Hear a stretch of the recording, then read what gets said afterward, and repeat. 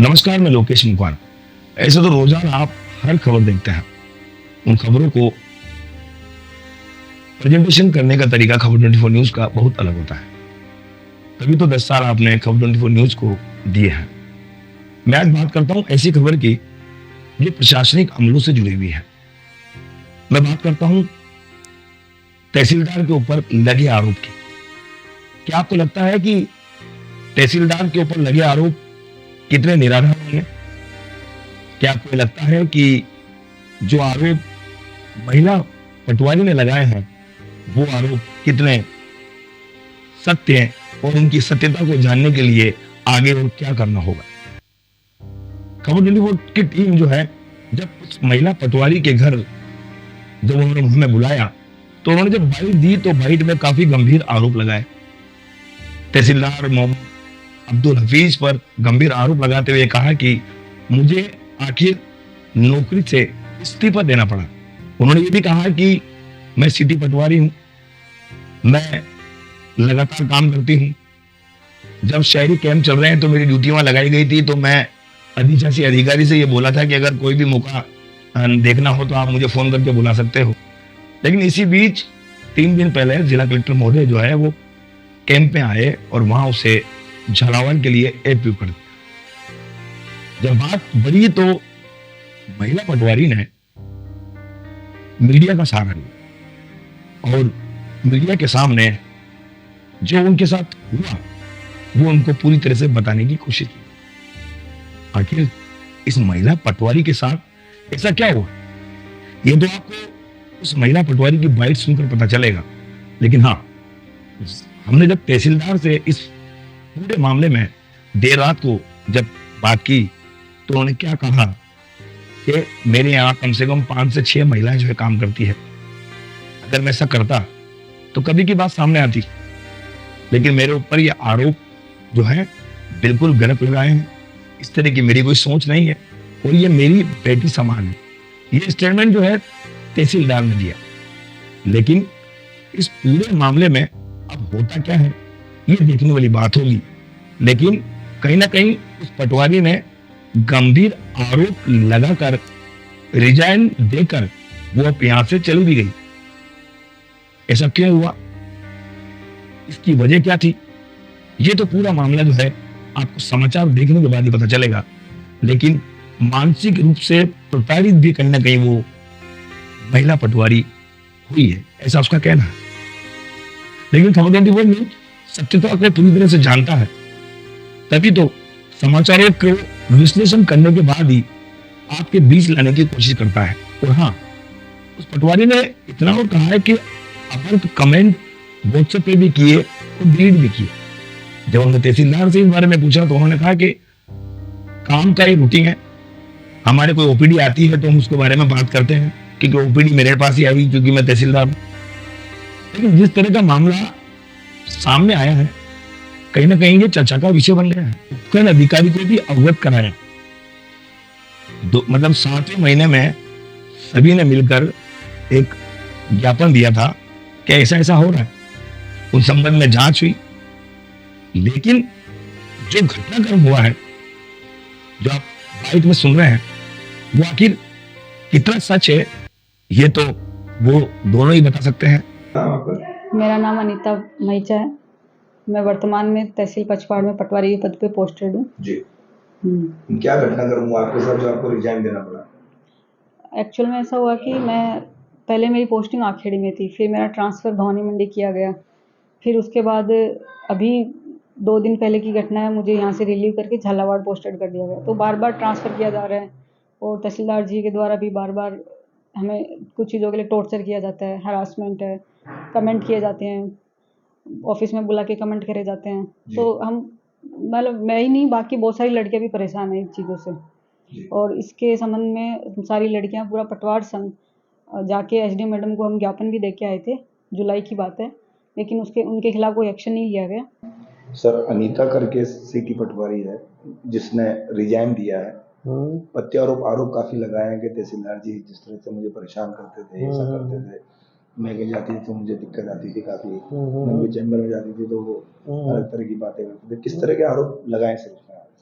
देखिए, मेरे पास और भी महिला पटवारी हैं और वो भी काम करती हैं, और महिला मेरे स्टाफ पे भी हैं, वो भी काम करती हैं, और मेरे चैम्बर में आती हैं काम कराना, वो अलग बात है। जी लेकिन इस तरह के बेबुनियाद आरोप लगाना कि मैं उनके साथ कुछ इस तरह की हरकत करता हूँ, गलत है। और ये पटवारी कल कलेक्टर साहब जो शिविर में आए थे, जी तब शिविर में कोई कलेक्टर साहब ने इसको, ये भी मुझे पता नहीं किस बात के ऊपर कलेक्टर साहब ने इसको एपीओ करने के आदेश दिए। कलेक्टर साहब ने इसको एपीओ किया, उससे व्यथित होकर, हो सकता है उससे व्यथित होकर इसने मेरे पर ये इस तरह के बेबुनियाद आरोप लगाए हैं। बल्कि हमें ये कहा गया कि गरिमा का ध्यान रखो, तो ठीक है, हमने उनकी भी बात समझी और हमने उसके बाद कुछ नहीं किया।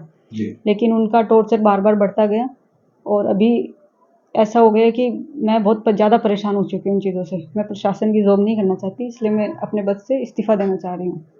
प्रशासन की जॉब के लिए इंसान बहुत कुछ करता है, मेहनत करता है, पढ़ाई करता है। माँ बाप का सपना होता है कि हमारे बेटा गवर्नमेंट जॉब में लगे, बेटी गवर्नमेंट जॉब में लगे। लेकिन आपका रिजाइन देने का इतना बड़ा कदम उठाना क्या वास्तव में सही है? हाँ, मानती हूँ कि मैंने बहुत मेहनत करी है, बहुत मेहनत करके मैं यहाँ तक आई हूँ, लेकिन रोज़-रोज़ का टॉर्चर नहीं झेला जाता है। मतलब बहुत ज़्यादा डिप्रेशन होता है। कभी-कभी तो ऐसा लगता है कि ऐसे जीने का भी मन नहीं करता, तो मैं नहीं ऐसा कुछ कर सकती अपने साथ। तो मैं नहीं चाहती कि कुछ ऐसा हो गलत मेरे से। इससे अच्छा है कि मैं जॉब छोड़ के अपना कुछ दूसरी चीज़ करने के लिए मैं तैयार हूँ। बाकी मैं ये प्रशासन की जॉब कभी नहीं करना चाहूँगी। तो आपको इस दौरान किन-किन परेशानियों का सामना करना पड़ा, जिससे स्थिति आन बनी कि आपने आज उसको रिजाइन दे दिया? वही था, पर्सनल कमेंट करना, उसके उनके खिलाफ अगर बोलते हैं तो वो हमारे एक्शन लेते हैं, काम नहीं होते हैं, लोगों के काम नहीं होते हैं। अगर मैं लोग किसी का भी काम लेके जाती हूँ तो वो हो ही नहीं रहा है काम, बार उसको पेंडिंग रखा जा रहा है। लोग भी परेशान होते हैं, मैं भी परेशान होती हूँ। उनका ये है कि बस बहुत पजल्ड कर दिया जाए, ना इसका काम होए ना लोगों का काम होए। ये पटवारी मेरे पास 1.5 साल से काम कर रही है। अगर इस तरह की अगर कोई बात होती तो मेरे पास आके कहती, मुझे बताती, पर ऐसा कुछ नहीं है। दूसरा ये है कि ये जब एपी होने के बाद मेरे पास आई चार्ज देने के बाद, तो जी ये अपने पास इस्तीफ़ा लेके आई थी कि मेरे पारिवारिक कारणों से मैं इस्तीफ़ा दे रही हूँ नौकरी से।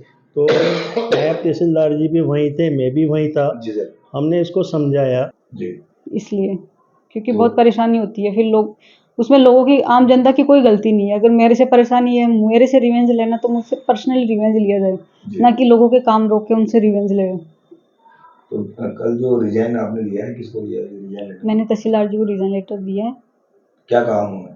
उन्होंने कहा कि मैं रिजाइन लेटर नहीं लूँगा, कलेक्टर सर को दे के आओ। और उनका कहना था कि मैं इन चीज़ों में नहीं पढ़ना चाहता, मेरी 1.5 साल की नौकरी बची है, मुझे इन झमेलों में नहीं पढ़ना है। लेकिन मैं उनके टेबल पे रिजाइन लेटर लिख के आ गई। शहरी कैंप के दौरान जो घटनाक्रम हुआ है वो क्या था? कैंप में एक्चुअल में ऐसा था कि उनका मानना था कि मैं कैंप में ड्यूटी नहीं देती हूँ। जबकि ऐसा है कि रेवेन्यू से हमारे कोई आदेश नहीं आया है कि मैं कैंप में रोज़ाना बैठूँ। लेकिन फिर भी मैं कस्बा पटवारी हूँ, तो मेरा काम है कि मैं एक बार कैंप में देखूँ जाके जो भी चीज़ें। तो मैंने ईओ साहब से बात करी, उन्होंने बोला कि मैडम जो भी काम हो गया हम आपको बुला लेंगे। जी तो ईओ साहब मुझे बुला लेते हैं, क्योंकि उनकी जो पट्टे की फ़ाइल होती है, उसका सिर्फ़ मौका देखना होता है। तो जी मैं मौका देख के उनका खसरा नंबर उनको लिख के दे के आ जाती हूँ। बस इतना ही काम होता है, बाकी कैंप में मेरा वैसा कुछ काम नहीं है। मैं मेरे पटवार घर बैठती हूँ, वहीं पे मेरा सारा जो भी काम है वो वहीं करती हूँ।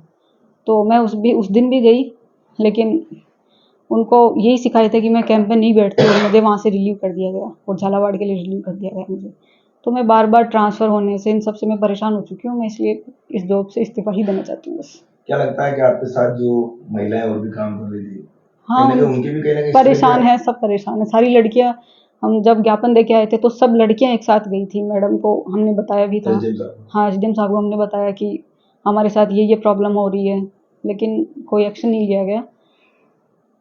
क्या लगता है कि जिस तरह एक्शन नहीं लिया गया और परसों के दिन फिर आपको कहा गया कि आपको दूर झालावाड़ लगाया जाता है, तो कहीं ना कहीं मानसिक तनाव तो नहीं था कि नहीं? मानसिक तनाव तो रहता ही है कि बार-बार ट्रांसफ़र है, अकेली लड़की है, इतनी मैं सीकर से हूँ, मैं इतनी दूर जॉब कर रही हूँ अकेली रह के, मेरे साथ कोई नहीं रहता है। तो वो मानसिक तनाव तो बढ़ता ही है इन चीज़ों से। आप टॉर्चर कर रहे हो इस तरीके से, किसी को नौकरी नहीं करने दी जा रही है। कि देख बेटा, कि नौकरी के अंदर आपको ऐसे नहीं मिली, नौकरी आपने मशक्क़त करके उसको हासिल किया है, और इस तरह से नौकरी से रिज़ाइन दे के मत जाओ। कलेक्टर साहब ने एपीओ किया है, आप वहाँ जाके ज्वाइन कर लो, और हो सकता है कलेक्टर साहब आज नाराज़ हैं, कल आपकी बात सुन के आपको वापस कर देंगे। जी। पर अब ये मुझे पता नहीं कि इसने इस तरह का जो स्टेटमेंट दिया है क्यों दिया है, ये वही बताएगी। कई पटवारी, महिला पटवारी आपके साथ काम करती है, एलआर काम करती है, आप फील्ड में भी भेजते हैं, तो पिछले 1.5-2 सालों से आपके साथ काम कर रही है, तो आज ये बात कैसे, क्या कारण अब ये तो सर वही बता पाएगी क्यों उसने इस तरह की वो करी मेरे साथ। मैं उसके पिता के बराबर हूँ, 58 साल की मेरी एज है, क्यों मैं उसके साथ इस तरह की बात करूँगा। तो आपने कहा कि कोई मोबाइल पे गलत कमेंट करना, हाँ, तो वो क्या मतलब कैसे कमेंट होते हैं, थोड़ा सा मालूम वो पड़े ना मुझे। ऐसे मैसेज किए गए थे मेरे को, मैसेज करके फिर डिलीट कर दिए गए, फिर सॉरी बोल दिया गया, तो मैंने भी ठीक है, मैंने इग्नोर करना स्टार्ट किया। मैंने कहा ठीक है, इग्नोर कर देती हूँ। तहसीलदार जी ने। अच्छा। तो इसके बारे में हमने एसडीएम मैडम को बताया था। अच्छा, आपने उनको बताया नहीं कि सर आप ये मैसेज जो करते हो वैसे क्यों करते हो? मैं उनके ऑफिस में भी नहीं जाती थी, बहुत डरती थी, मैंने ऑफिस में जाना ही बंद कर दिया। तहसील में जो भी काम होता था मेरा करके ख़त्म करके आ जाती थी। मैं उनसे मार करवाने भी नहीं जाती थी, मैं नायब साहब के पास जाती हूँ मार करवाने भी। उनके ऑफिस में जाने से भी डर लगता है। डर का कारण क्या है? तहसील तो आपकी है क्योंकि आप पटवार करते हैं, पटवारी हैं। वही है कि ऐसे डर, अजीब सा अनकंफर्टेबल लगता है। कमेंट करते हैं तब, जैसे मैसेज आए तो बहुत अनकंफर्टेबल लगा, कमेंट किया तो भी काफ़ी अनकंफर्टेबल लगा। तो एक महिला हूँ तो फिर अकेली रह रही हूँ, तो डर लगता है कि कहीं कुछ हो नहीं जाए इस वजह से। पटवार संघ इतना बड़ा है जिनके अध्यक्ष पटवार हैं, संघ को हम उन्होंने क्या कहा? पटवार संघ को बताया, हम सारे पटवार संघ की मीटिंग हुई, हम सब सारी लड़कियों ने अपनी समस्या बताई, हमने ज्ञापन बनाया, ज्ञापन मैडम को दे के आए हैं, हम 7वें महीने में दे के आए थे, लेकिन कोई एक्शन हुआ नहीं है अभी तक। इस घटनाक्रम के बाद आप एसडीएम साहब से मिले कि ऐसा ऐसा मुझे रिजाइन दे दिया मैंने, उन्हें नहीं, मैं नहीं मिली, क्योंकि मैंने स्ट्रॉन्ग डिसीजन लिया है कि मैं प्रशासन में कभी नहीं आना चाहूँगी। तो माँ बाप क्या सोच रहे होंगे अभी जिस तरह से आपने डिसीजन लिया कि घर वालों से पूछा मैंने, उन्होंने बोला ठीक है बेटा, अगर मेंटली प्रेशर लेके नौकरी करेगी तो कोई मतलब नहीं है जीने का। और जैसे और तैयारी कर सकती है, बीएड करके टीचिंग जॉब में जा सकती है, कुछ भी कर सकती हूँ, मेरा प्राइवेट कुछ कर सकती हूँ, लेकिन मैं प्रशासन की नौकरी कभी नहीं करना चाहूँगी। खबरों के माध्यम से क्या मैसेज देना चाहते हो, जिस तरह से प्रशासनिक अमले में अधिकारियों के बीच आप रहकर और आपके साथ इस तरह की जो मैं यही मैसेज देना चाहूँगी, किसी लड़की को इस तरीके से परेशान नहीं किया जाए, क्योंकि सब बहुत मेहनत से नौकरी लगते हैं, और हम भी 6 बहनें हैं, मैं सबसे बड़ी हूँ, मेरे ऊपर बहुत सारी रिस्पॉन्सिबिलिटी है, लेकिन फिर भी मुझे इतना बड़ा डिसीजन लेना पड़ रहा है, क्योंकि मैं अपने जीवन के साथ खिलवाड़ नहीं करना चाहती, और मुझे ऐसा लगता है कि यहाँ रह के मेरा कोई फ्यूचर भी नहीं है। और मैं लड़कियों को भी यही कहना चाहूँगी कि इस तरीके की चीज़ें हैं वो झेलना बंद कर दो, क्योंकि यहाँ पे बहुत सारी लड़कियाँ झेल रही हैं। तो वो दबी जुबान में काम कर रही है, दबी जुबान में काम कर रही है, खुल के सामने नहीं आ रही, कोई नहीं आ रहा सामने। तो रिजाइन देने का यही कारण है आपका? मेरा यही कारण है, बाकी मैं कभी प्रशासन में नहीं आना चाहूँगी। लेकिन खबर 24 न्यूज का सीधा मतलब यह है कि सत्यता को जानना बहुत जरूरी है, और इस खबर से आप जुड़े रहें, बने रहें खबर 24 न्यूज के साथ। मैं लोकेश मकवाना, नमस्कार।